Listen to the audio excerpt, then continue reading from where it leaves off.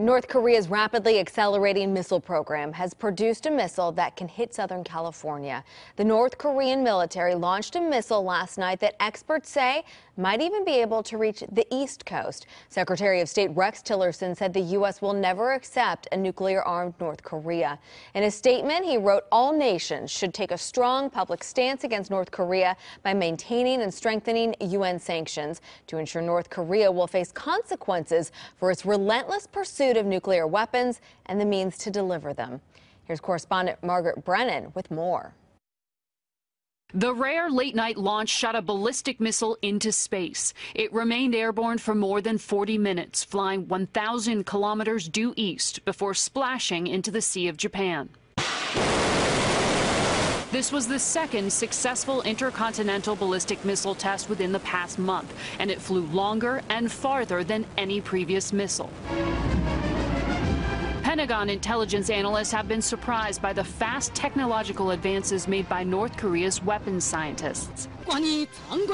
Recent North Korean propaganda videos have featured the U.S. Capitol in flames.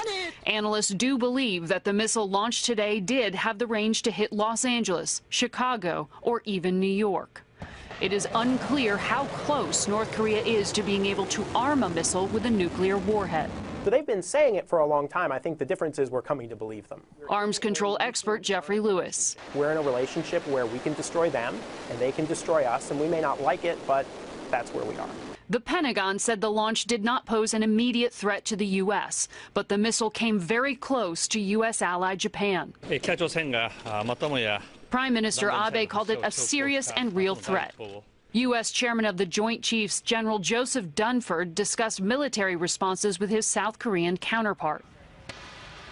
In a show of force, the U.S. and South Korean military staged a joint missile exercise in direct response to North Korea. This, as Secretary of State Rex Tillerson is still trying to free 3 Americans held captive there. Margaret Brennan, the State Department.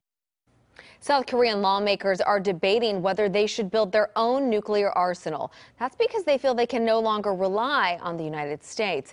The latest polls showed that a majority of South Koreans approve of creating nuclear weapons.